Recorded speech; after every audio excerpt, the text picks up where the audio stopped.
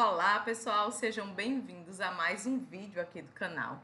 E no vídeo de hoje nós vamos falar sobre a política e sociedade, especificamente sobre Mossoró e a resistência ao bando de Lampião, ok? E aí, como vocês já estão acompanhando, eu sempre começo pela contextualização histórica para que a gente possa compreender, né, como estava o período até chegar nesses marcos que o edital ele pontuou, tá? Quem não assistiu os vídeos anteriores, dá uma conferida no canal, estou seguindo a sequência do edital. E aí, já fiz alguns vídeos falando sobre o contexto histórico, e aí eu dou essa retomada só para lembrar, né? Quem ainda não assistiu, dá uma olhada, né? Retoma os vídeos que eu estou na sequência, e aí eu vou contextualizar só para a gente entender o contexto histórico antes do cangaço no Nordeste brasileiro, ok? E aí a gente vê, com relação à estrutura social e econômica do sertão nordestino, o latifúndio e o coronelismo. Já tem vídeo falando sobre isso aqui, né? A gente viu que a sociedade nordestina ela era estruturada sob o latifúndio, né? As grandes propriedades de terra concentradas nas mãos de poucos senhores, né? Os chamados coronéis, por isso coronelismo. E esses coronéis, eles exerciam poder absoluto sobre as populações locais, controlando a política, a economia, a segurança, né, com suas próprias milícias particulares, que eram os jagunços. Os jagunços entender esse termo, né, é muito importante para a gente entender essa transição para o cangaço, que eu vou explicar mais à frente, né? Na obra As Raízes do Brasil, de Sérgio Buarque de Holanda, né? A gente vê que o coronelismo era uma extensão do modelo patriarcal, né, herdado aí desde a colonização portuguesa, e aí era baseado na posse de terra e na dependência social, no clientelismo, né? Já falamos um pouco sobre isso. E aí, com relação à ausência do Estado no sertão, né? O Estado brasileiro, né, principalmente ali no período da República Velha, de 1889 a 1930, estava ausente aí nas regiões mais isoladas do sertão, né? Nós vimos aí na parte do edital falando dos sertões, né? O sertão nordestino, né? E quem supria a ausência, né, do Estado brasileiro eram os próprios coronéis, né? Eles detinham ali o poder de polícia, de juiz, até de executor. E essa justiça ela era mais informal, né? Frequentemente aplicada aí por meio da violência. Era muito comum existirem guerras particulares entre famílias e grupos rivais. E aí a gente vê que esse tipo de sociedade, né, onde o Estado é frágil, né, ou ausente, favorece muito esses chamados bandidos sociais, né, como o caso dos cangaceiros. E aí a gente vê essa questão dos jagunços como sendo aí a questão da fazendo a segurança particular dos coronéis, tá? Da época a gente vai ver mais à frente um pouquinho mais aprofundado. E aí a cultura da violência e das vinganças privadas, né, era muito grande, as chamadas pelejas, né? Existia uma cultura profundamente enraizada na resolução de conflitos através da vingança, tá? E aí era conhecida como as questões de sangue. Por resolver esse problema é questão de sangue, né? E aí era questão de se vingar, né? Para manter aí a honra, né? Então a disputa por terra, pela honra, por herança, né? E poder eram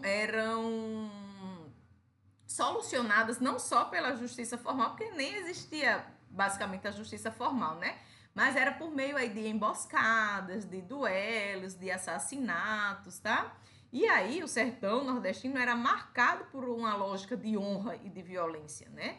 Onde matar para defender o nome da família era socialmente aceito. Então, quando a gente vê, né? Hoje em dia isso não é é mais aceito, não é comum. Então, quando for analisar as questões de concurso, a gente tem que ter em mente isso. Pensar qual é o contexto, de qual época está falando, porque a gente vai analisar a questão, não é o que a gente acha, é de acordo com o que a questão está pedindo. Então, a gente tem que analisar a questão, entender o contexto, entender o que está pedindo para poder marcar a alternativa correta, ok? Não é o que a gente acha, é como era na época. Na época, isso aí era comum, era aceitável, né? Era normal. Hoje não é mais, né? Isso não é aceito.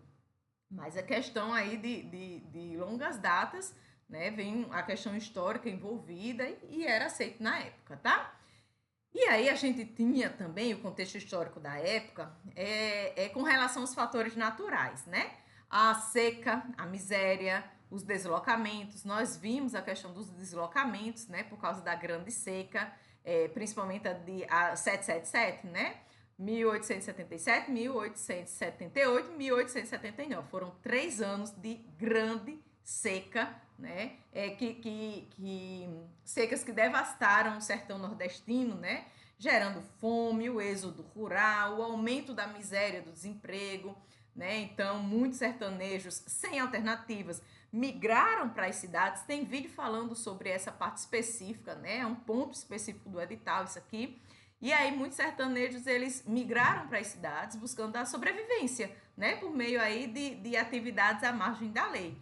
Muitos com a relação de tentativa de sobrevivência, né? Se aliaram ali ao cangaço, ao banditismo rural, ao trabalho como jagunços dos coronéis, né? E aí, na obra de José de Souza Martins, a obra Em Fronteira, a degradação do outro nos confins do humano, ele explica basicamente que as populações marginalizadas, aí submetidas à fome, ao abandono, né, são frequentemente empurradas para essas formas de resistência violenta. E aí, como isso era comum na época, né, existiram muitos adeptos, tá, a esses movimentos. E aí, com relação as políticas da República Velha e a lógica do poder local, né? Onde, durante a República Velha, ali de 1889 a 1930, o Brasil ele vivia sob o sistema de voto de cabresto. E aí os coronéis, eles controlavam tudo, inclusive o voto dos sertanejos, garantindo poder às oligarquias estaduais. E aí, o sertanejo ele era visto como um cidadão de segunda classe. E a função dele era somente obedecer os donos da terra. E aí, a gente vê, né, na obra Coronelismo e Chá de Voto, de Vitor Nunes Leal, né, esses desdobramentos, né, e como o coronelismo ele criou uma rede de dominação que mantinha a população rural sob completo controle político, econômico, social, e o coronelismo ele dominava, né, a época. E aí as formas de violência antes do cangaço, a gente vai ver que antes, né, do cangaço se consolidar como fenômeno aí organizado, já existiam formas de banditismo rural, né? A jagunçagem, como eu mencionei, que eram os homens armados contratados por coronéis para resolver as disputas. Existiam vinganças familiares, onde os indivíduos ali, eles perseguiam seus adversários por questões de honra ou de terras, né, para retomada de terras. Os bandos de ladrões de gado ou os assaltantes de estrada que atuavam de forma isolada, né? E a gente vê isso em Sérgio Dantas, na obra Lampião e o Rio Grande do Norte, que aponta aí que Lampião e seu bando representavam a transformação dessas práticas isoladas em um movimento mais organizado, itinerante, né? Com uma identidade própria, que é o cangaço. E aí a gente vê o sertão como espaço de abandono e resistência.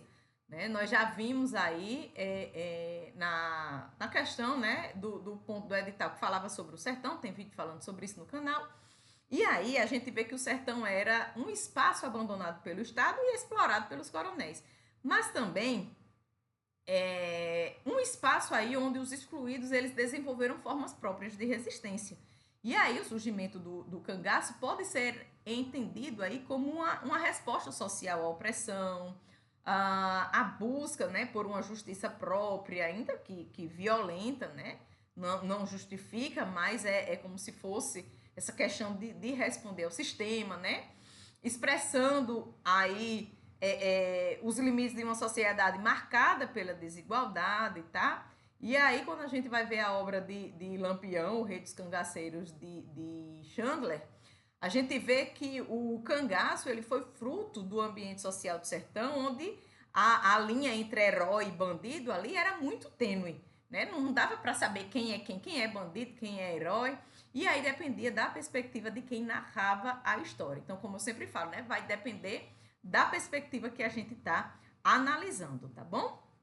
E aí a gente vai entender agora como começou o cangaço, tá? A gente vê uma transição da jagunçagem até o cangaço, né? Antes do cangaço ser reconhecido como um fenômeno social específico, né, que havia aí no sertão, existia a jagunçagem, que eram os homens armados a serviço dos coronéis, contratados para resolver disputa, cobrar dívida, para realizar as vinganças, né, intimidar os adversários políticos.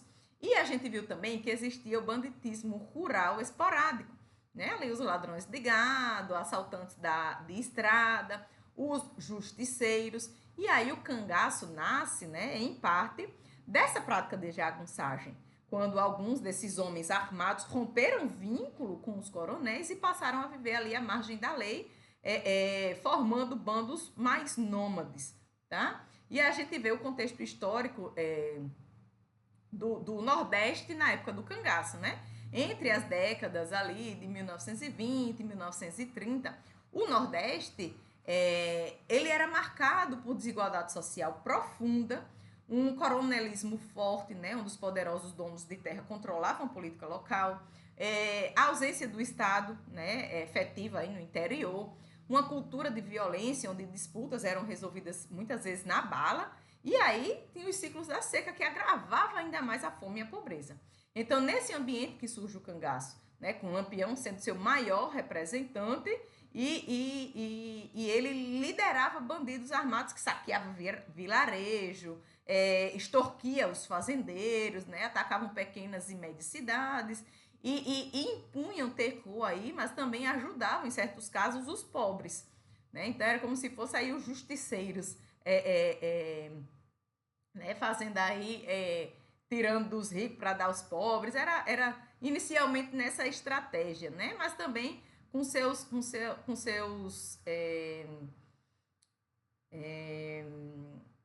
seus hábitos, né, com essas questões de representatividade que liderava aí esses bandos armados, tá? E aí a gente vê a questão dessa contextualização, por quê? É importante a gente mencionar, tá? Essas questões envolvendo tudo isso, né? Porque o cangaço, ele é um fenômeno social típico do Nordeste brasileiro, aí entre os séculos XIX e as primeiras décadas do século XX, né? E a gente vê que ele surge aí desse resultado da desigualdade social, a ausência do Estado no sertão, a violência dos coronéis, chamada coronelismo, né? O coronelismo muito forte, onde os donos de terra controlavam o poder político local, essa ausência do Estado, né? E a gente vê toda essa perspectiva, né? Os pequenos grupos aí, as ações localizadas, mistura de vingança social com essa questão de senso de justiça, né?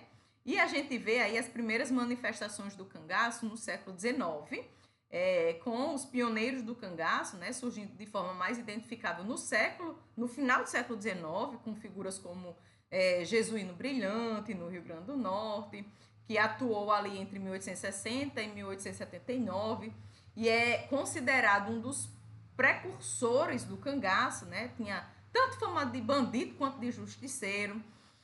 Temos também Antônio Silvino, né, em Pernambuco, que atuou entre 1897 a 1914, conhecido como governador do sertão, foi um dos primeiros a organizar um bando com características de resistência armada ao sistema, né? E aí, os fatores que impulsionaram a transição para o cangaço organizada é essa, a falência do modelo coronelista em proteger os seus próprios homens armados, né? A questão da fome, da seca, da miséria extrema. A gente viu a Grande Seca, né, que deixou mais de 1 milhão de mortos e milhões de deslocados no Nordeste. A ausência de políticas públicas empurrou muitos sertanejos para a criminalidade como meio de sobrevivência. A ausência do Estado aí no sertão, né? O sertanejo ele não tinha acesso à justiça, à segurança, né? Aos direitos básicos. Então, o Estado só se fazia presente por meio da força repressiva. Então, existiam muitos conflitos, tá? Tinha essa questão da cultura também, da vingança, da honra, né? Então, muitos cangaceiros entraram no cangaço após tragédias familiares, mortes de parentes, conflitos por honra, terra, vingança de sangue, né? Chamadas vinganças de sangue. E aí, a gente vê a consolidação do cangaço como movimento, né? Basicamente aí nos anos de 1910 a 1930, e Lampião como marco da profissionalização do cangaço. Então, Virgulino Ferreira da Silva, o Lampião, ele entra no cangaço após a morte do seu pai, vítima de uma emboscada em 1921, e também no contexto de disputas locais no sertão pernambucano. E aí seu bando se destacou por grande número de integrantes, né? Um uso de armamento moderno, com rifles, com metralhadora, com munição pesada, né? Uma extensa mobilidade, percorrendo milhares de quilômetros pelos sertões de vários estados, como Pernambuco, Paraíba, Rio Grande do Norte, Ceará, Bahia, Alagoas, Piauí. E aí eram estratégias militares bem sofisticadas, superiores às das forças policiais da época. E aí a gente vê esses aspectos, né? Com esse líder, o maior líder do cangaço nordestino, fazendo essas transições aí até chegar aqui no Rio Grande do Norte, né? E aí a gente vai ver que o cangaço surgiu por vários fatores, né? E aí esse sistema de coronelismo de dominação, a cultura da violência, as secas cíclicas, e a gente vê esse exemplo clássico de bandido social, né? Fora da lei, é visto por parte da população como alguém que combate injustiça, enfrenta opressores. Então, era bem nesse contexto, tá? E aí a gente vê o cangaço no Rio Grande do Norte como um fenômeno social típico do Nordeste brasileiro entre o final do século XIX e as primeiras décadas do século XX, né? Nesse contexto aí. E aí, a gente vê o cangaço no Rio Grande do Norte de forma pontual, tá? Mas bastante significativa, tá? Diferente de outros estados, Lampião não fixou, é muito importante ter isso em mente, ele não fixou o território no Rio Grande do Norte. Ele realizou incursões esporádicas, principalmente em busca de dinheiro e suprimentos, tá? Lampião, ele nasceu em 1897 em Serra Talhada, em Pernambuco, e aí ele teve sua entrada no cangaço, né? Depois da morte do pai dele, atuando em várias regiões, né? Se tornou chefe de um grupo, de um dos grupos mais temidos, e ele vinha, né, esporadicamente nessas regiões, mas atuando nos estados, né?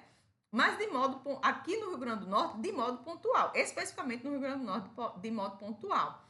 O estado aqui, vale mencionar, que tinha uma economia baseada aí no sal, no algodão e na pecuária, era relativamente mais desenvolvido em algumas regiões, como Mossoró, e isso influenciou a resistência à atuação dos cangaceiros, né? E aí, Mossoró, ela foi alvo de Lampião por alguns fatores principais, né? Tinha a questão da riqueza econômica, porque Mossoró era uma cidade bem próspera para os padrões do sertão nordestino, né? Por causa da indústria salineira, do comércio ativo, do pioneirismo econômico e cultural, né? Porque era uma das cidades mais desenvolvidas do Rio Grande do Norte. Tinha autonomia política, né? Não estava diretamente subordinada aos coronéis, como muitas cidades do interior.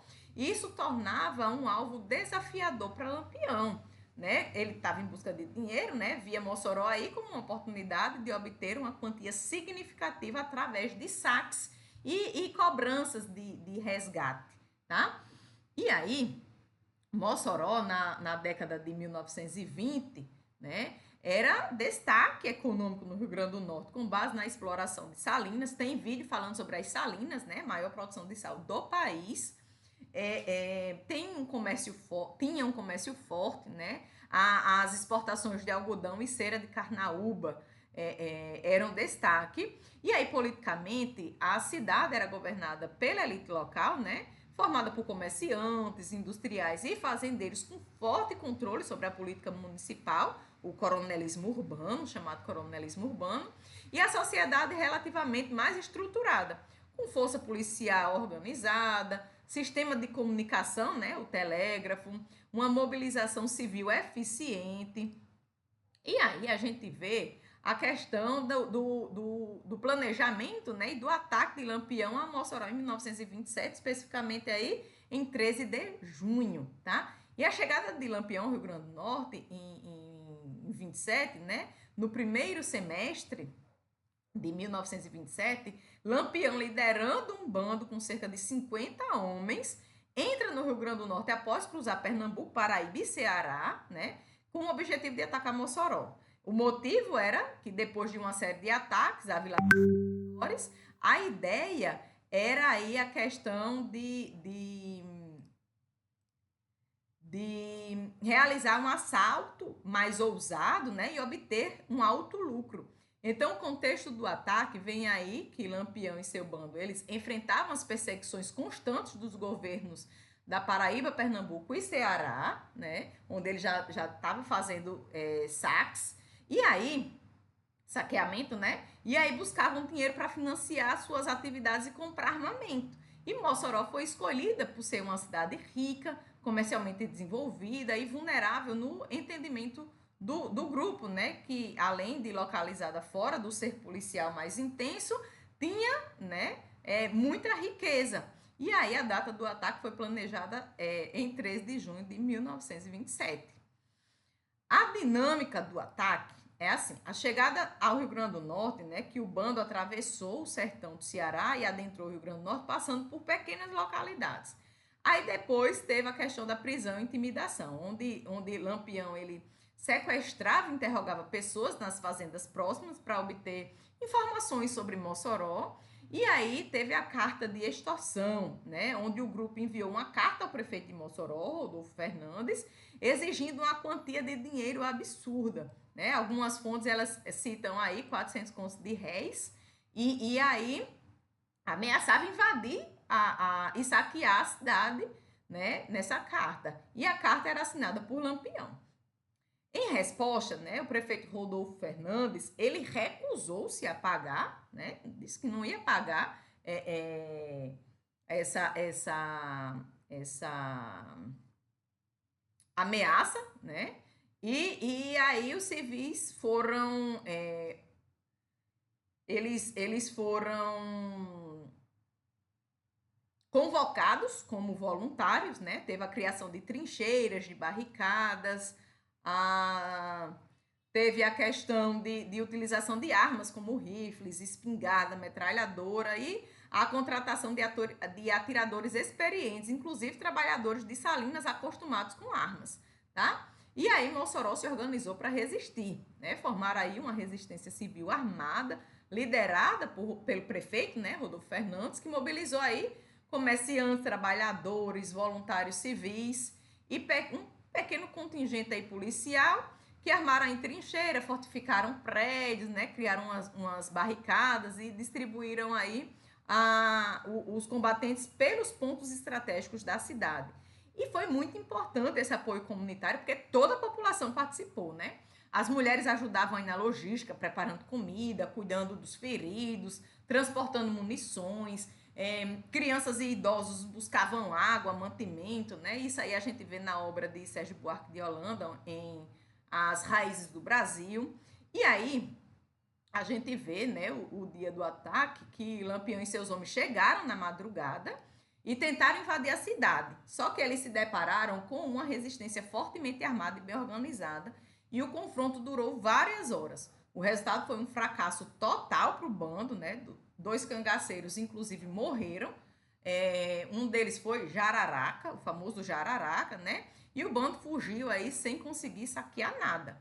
Então, o combate aí de Lampião, ele tentou invadir pela linha do trem e pelas estradas, né, de acesso à cidade, e eles foram recebidos por rajadas de tiro, tanto das forças civis quanto as forças policiais. E após horas, né, de troca intensa de tiros, eles não vendo que não ia romper a resistência, foi quando Lampião ordenou a retirada e deixaram para trás aí alguns cavalos, munição, e eles não conseguiram saquear a cidade, e isso era considerada aí na época, né, uma derrota simbólica para o cangaço, tá? E aí, após o ataque, né, tiveram impactos e consequências, tá? Para Mossoró, a resistência virou símbolo de orgulho cívico, né? A população venceu e a cidade se destacou nacionalmente como a única cidade nordestina que derrotou Lampião e seu bando. Então, Mossoró se consolidou como exemplo de resistência popular organizada. Para o cangaço, foi uma das maiores derrotas da história do cangaço, né? Após isso, Lampião evitou atacar grandes cidades e o episódio aí marcou o início do declínio da trajetória de atacar centros urbanos mais estruturados, tá? Isso aí a gente vê na obra de Sérgio Dantas, mais aprofundada, as consequências aí de Lampião e o Rio Grande do Norte, tá? E aí, com relação às consequências, a gente vê aí essa questão do exemplo de resistência civil contra o cangaço para Mossoró, né? E aí, depois da derrota, o bando de Lampião, né? Seguiu para o interior do Ceará e depois para outros estados, e a gente vê alguns personagens de destaque, né, nessa questão. Então, temos Rodolfo Fernandes, que era o prefeito de Mossoró, que liderou aí a resistência, né? Que a resistência é um símbolo de defesa local. Lampião, com Virgulino, né? Virgulino Ferreira, o líder do bando e o estrategista do ataque. E Macilon Leite e Jararaca, os cangaceiros que participaram do ataque. Inclusive, Jararaca, ele foi capturado e morto após o ataque, né?